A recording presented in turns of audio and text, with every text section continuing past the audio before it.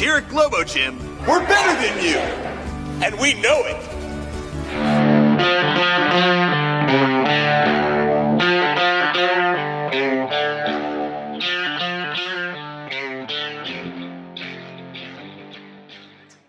Hi, everybody. This is Lad Dilgard with another episode of Stand and Speak. You can find us on X at Lad Dilgard, D-I-L-G-A-R-D, or on YouTube at Stand and Speak. Just like Ben Stiller said in the immortal movie Dodgeball, we're better than you, and we know it. This is the Democrats for you here before the election.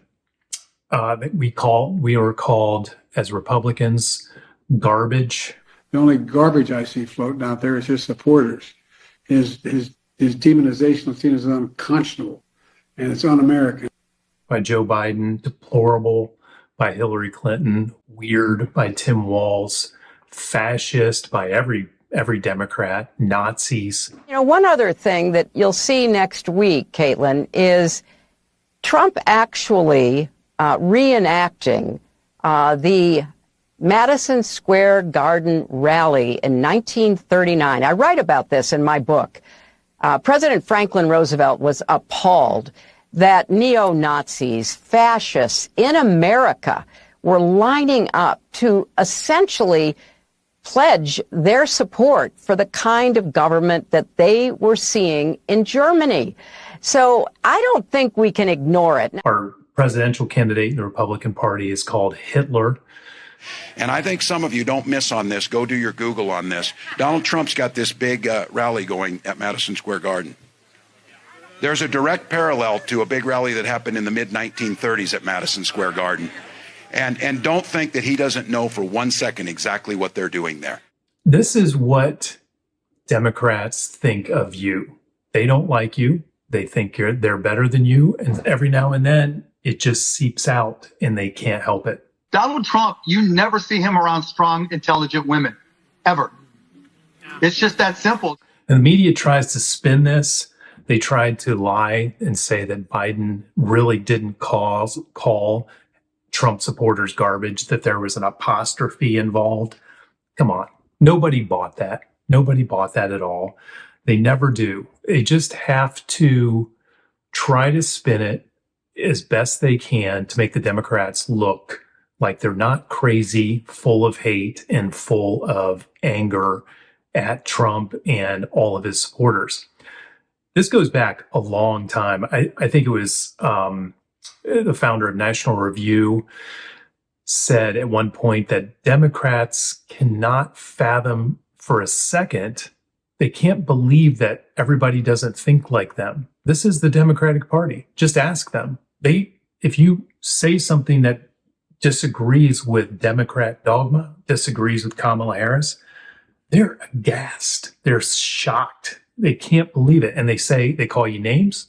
If you ever seen it on X or Facebook, just put out a pro-conservative comment for a second that say that inflation was caused by Biden's crazy spending. People will call you names, dumbass and idiot and much, much worse. Democrats call Republicans names all the time as soon as they disagree with them. I respond to people on X by complimenting them on their name calling. I'd say that's a great job, But if you want to, debate the arguments, then let's have at it. But these people are full of hate, and this election is coming down to a few swing states at the presidential level. There's several Senate races that are very close. That's going to determine the control of the U.S. Senate. The U.S. House race is coming down to about 20 House races that are very, very close. It's really very close. And as Kamala Harris and Walz have not been able to pull away, they've ramped up their rhetoric at either inadvertently or on purpose on the hatred of the other side, calling us fascists and Trump Hitler and all of that stuff. It shows a little bit of sign of desperation. But on Tuesday, we'll see. We'll see what happens. There's been a lot of positive signs for Republicans to this point. Republican early voting and absentee ballots are far exceeding what they did in 2020. The polls have closed to polls that had a Republican Senate candidate like Dave McCormick down by 10 points a month ago to Bob Casey in Pennsylvania. That's now tied. It's now essentially tied in Michigan between Slotkin and Mike Rogers. Very, very close. And the swing state polls for the president, Trump might be up one or so in most of them. I think I saw Kamala Harris up by 1 point or so in Michigan by the Emerson poll. There was an outlier poll that got a lot of attention on X today from the Des Moines Register. It showed Trump losing Iowa. Another poll by Emerson, which is a widely known poll, pretty standard, had Trump up by 9. So that Iowa poll, that smells funny to me. I'm old enough to remember the ABC News poll 1 week ahead of the 2016 election that had Hillary Clinton beating Donald Trump by 12 points in the national election. So with this Des Moines Register poll, if anybody puts that out as, hey, this is serious, Trump is going to lose in Iowa, I would bet them on it. I'm not really a betting kind of guy. I don't gamble or anything much. But I would lay down a wager on that, tell them to put their money where their mouth is, because there is no way in hell that Trump is going to lose Iowa. You know, I suppose he could lose Michigan or Wisconsin. I don't think he will, but he is not going to lose Iowa. So these polls that come out right before an election, and they come out too soon where another poll could be taken to refute that poll, and as an outlier that no other polls reflect this. That to me is a political move by the Des Moines Register, which is a leftist newspaper there in Iowa. They're trying to push down Trump support, and they're trying to lift up Kamala Harris support. I just wouldn't pay any attention to that whatsoever. What I would do here on the Sunday before the election is, if you know people, friends, family, long lost college roommates, cousins in Pennsylvania, Wisconsin, Michigan, Nevada, Arizona, Georgia, New Hampshire, or Minnesota, I think I missed one in there somewhere. Call them, make sure they're voting, and make sure they're voting for Trump and the Senate candidate, the Republican Senate candidate. Maybe they're not a active voter. Maybe they're a college student home, or they're a military person who's more, has got some things to do. Get them to the polls on Tuesday. Find somebody to babysit for them. Find somebody to drive them.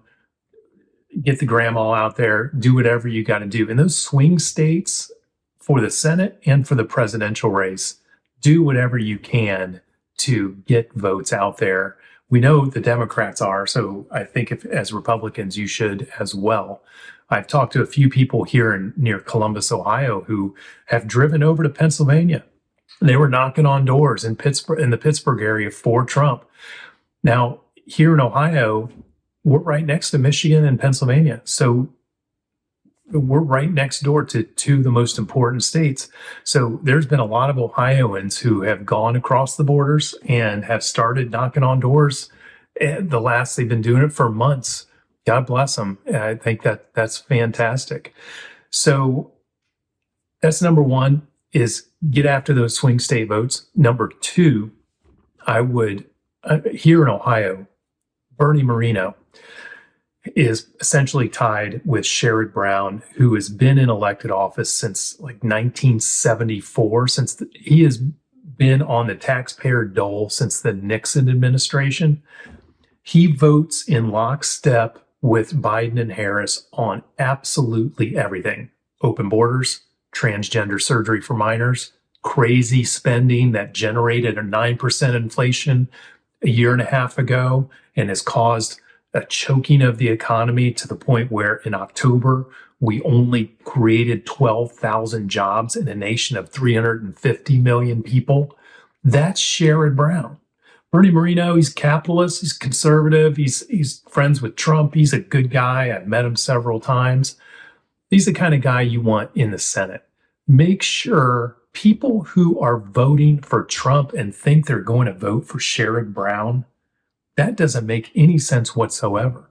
That's like being an Ohio State fan, but rooting for Michigan. It's like being a Cleveland Browns fan. Sorry, we had a bad day today, but being a Cleveland Browns fan and rooting for the Pittsburgh Steelers. It just doesn't make any sense. You're canceling out your vote. If you vote for Trump in Pennsylvania, but then vote for Bob Casey, you're canceling out your vote.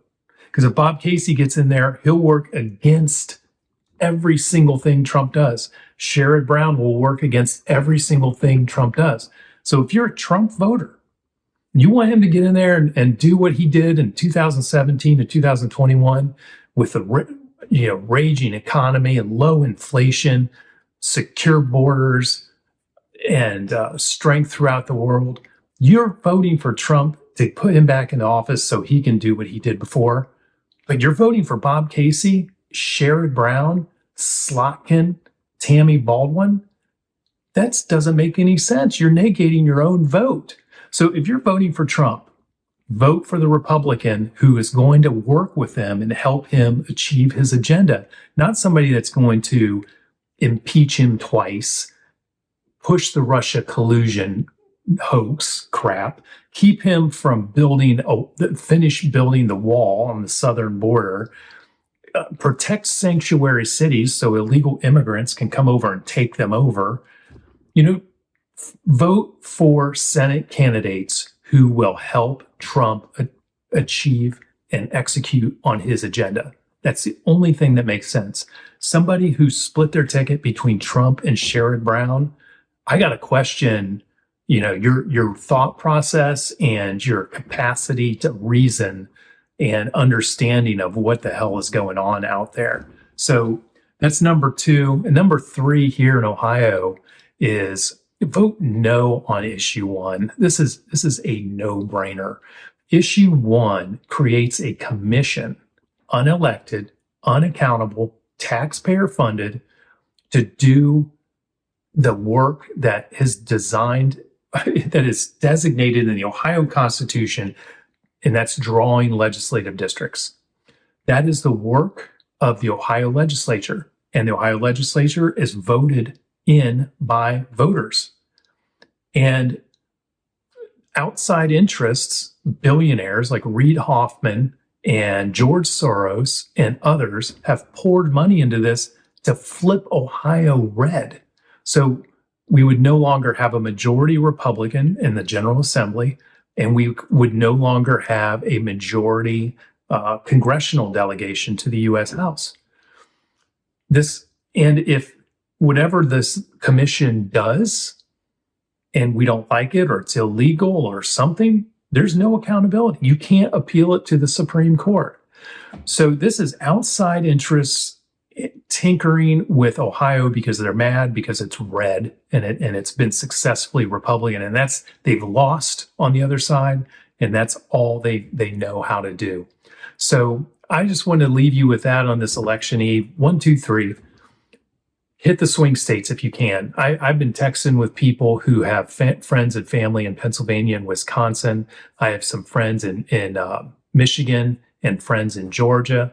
I'm trying to get them to, get their neighbors to vote and so on. I've got a friend in Nevada.